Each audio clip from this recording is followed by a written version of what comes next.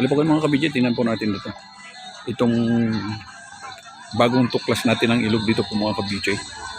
So, tubig nito po mga kabidyo, tubig galing ng Pantabangan Dam po ito mga kabidyo.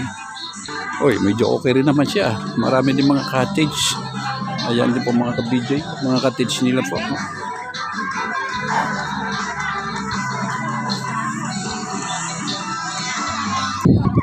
So, ere po mga ka-BJ. Amazing din pala ito mga ka-BJ.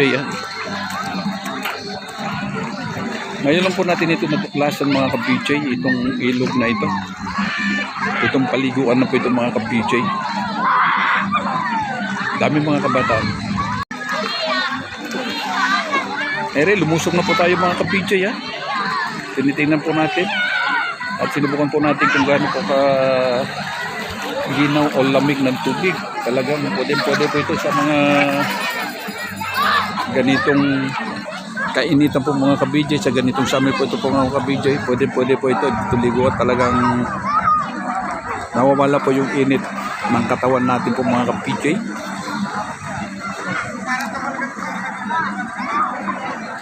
Lakas ng lakas ng agos ng tubig Ere po, bagong tuklas po natin ilog dito po mga ka-PJ sa may Pantabangan po ito bago po tayo dumating ng Pantabangan. So, katamtaman lang po yung tubig niya mga ka-PJ dahil hindi po siya ito tag-ulan. Kaya tingnan niyo po mga kabataan, kaya po nila mga ka-PJ magtampisaw. Kaya po nila na subay ng agos po ng tubig dito po mga ka-PJ. So yung pong nila andito po sa gilid po mismo ng gilid po mismo ng katubigan po yung cottage po nila mga ka-PJ. 700 po ang cottage nila dito po mga ka-PJ. So sa mga ganito po kainitan pwede na po ito.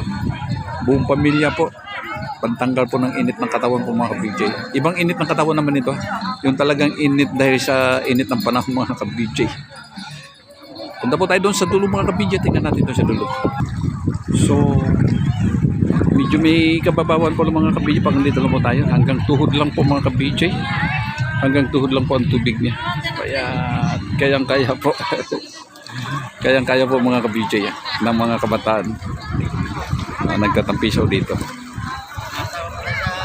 Ito po mga ka-PJ. Pagmasdan po ninyo na. Andito po tayo sa bandang dulo po mga ka-PJ. Ayan na po ang kabuuan ng ilog dyan. Yan po ang kabuuan na paliguan po dyan mga ka-PJ. Ayan. So tingnan ninyo, napakababaw. Napakasarap po talaga maligo mga ganitong panahon. Napakainit. Pagka ganito summer talaga masarap. Ito po ang the best po mga ka-PJ yung ilog ganito. Dahil po yung tubig na ika nga nila running water po mga ka-PJ. So hindi po siya marumi. Tangay po kung ano man dumi dyan mga ka-PJ. Ang kaganda po dito yung tubig po rito mga ka-PJ is tubig po galing ng ng Pantabangan Dam. Ito bababa na po ito papunta sa Central Luzon po ang tubig dito po mga ka-PJ. Kaya kung may balak po kayo magpapalamig po sa tubig, buong pamilya punta po kayo dito mga ka-PJ. Puntahan ninyo po ito. Mura lang dito, parang walang interest kasi didiretso po kung mga ka-PJ, wala po naniningil dyan mga ka-PJ. Didiretso lang po. Tapos so ang cottage nila po dito mga ka-PJ, may 500, may 700 po mga ka-PJ. So pwede po dito mga ka-PJ, pamilya. Sarap talaga magtampiso pag ganito taginit mga ka-PJ. Puntahan ninyo ito. Kaysa swimming pool, ang swimming pool, ewan ko na lang. Kayo na po bahala humusga, no? So iba talaga ang swimming pool, ang tubig ng swimming pool at saka iba po yung tubig ng mga ganito po. At lahat po yung mga hindi pa na makapag-subscribe sa YouTube channel ko po, please paki-subscribe na lang po mga ka-PJ. Sama Tawi-Tawi Adventure. Paki-subscribe na lang po mga ka-PJ. Like and share na lang po mga ka-PJ. Oh, pati simoy ng hangin dito mga ka-PJ. Kahit tanghaling tapat ganito, anong oras nito dito? Alauna na ata ito mahigit. So ang tindi po ng tirik ng araw pero yung simoy ng hangin hindi po siya mainit, malamig po mga ka-PJ. Andito po kasi tayo sa paanan ng kabundukan po mga ka-PJ.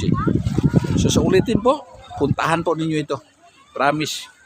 Pupunta po tayo dito sa dulo nitong paliguan po mga ka-PJ. Medyo mano dito medyo laliman dito po konti mga ka-BJ. And then ito meron po sila dito na pinagtatamling na yan ng mga bata. Ayan.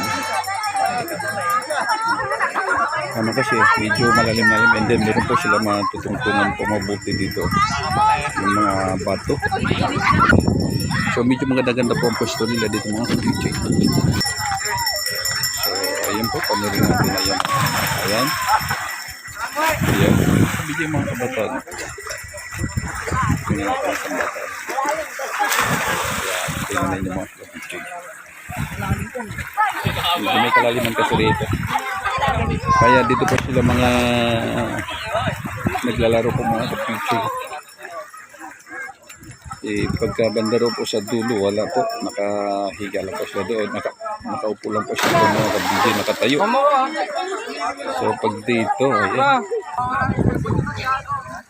So doon po manggaling ang tubig po mga ka-BJ.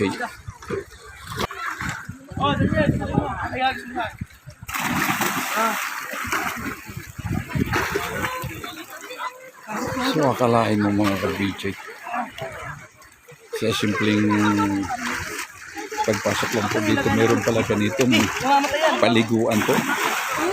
Ilang taon na po tayo dumadaan dito po sa highway nito, hindi po natin alam na meron pala ganitong paliguan dito.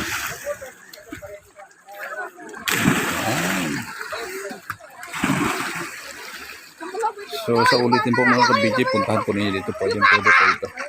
Pamilya po dito mga ka-BJ. Yan o. Dami rin po mga nagsiligoan dito po mga ka-BJ.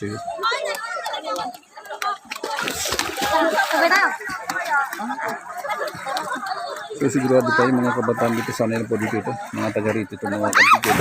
Alam po nila kung ano gagawin nila. Pero kung hindi po tayo na sanay sa mga ganito paliguan, hindi po natin alam yung mga ganito. Ayan. Ang gawin natin po, lundag lang po mga ka-BJ. Pero yung mga ligo tayo, punta na naman kayo, no? Huwag puro trabaho, lalong-lalo na po mga ganitong summer mga ka-BJ. Palamig-lamig naman po tayo. Palamigin natin naman po mga katawan natin, mga ulo po natin sa mga ganito, no? Hindi po tayo magsisisi mga ka-BJ pag nandito tayo. Huwag po tayo puros trabaho lang. Minsan ganito naman po tayo mga ka-BJ. Enjoy naman natin ang buong pamilya natin. Kasi parang nakasanayan na po natin mga ka-BJ pag ring summer, ganito po kainitan, talagang ang punta po ng mga tao, ilog, swimming pool, dagat, ayan. So hindi na tayo gagastos ng malaki mga ka-BJ. Kung malapit lang tayo dito sa Nueva Ecija o kung taga Nueva Ecija po tayo mga ka-BJ, pwede na po natin dito puntahan mga ka-BJ. Ang lakas ng agos po natin ninyo. Yung nagsababi daw, bilis yun.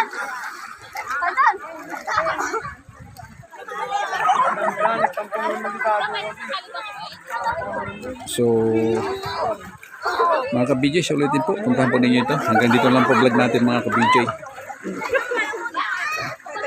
Dito po ang inyong abang lingkod ka-BJ Ben Jasid. God bless. Mabuhay po tayo lahat mga Pilipino. Pagpalain po tayo ni Lord mga ka-BJ. So mga ka-BJ, pasyalan ninyo pala ito, ano? Ang pangalan pala ng lugar nito, Barangay Sampaloc, Pantabangan po mga ka-BJ, Nueva Ecija. Ulitin natin, Barangay Sampaloc, Pantabangan, Nueva Ecija po mga ka-BJ.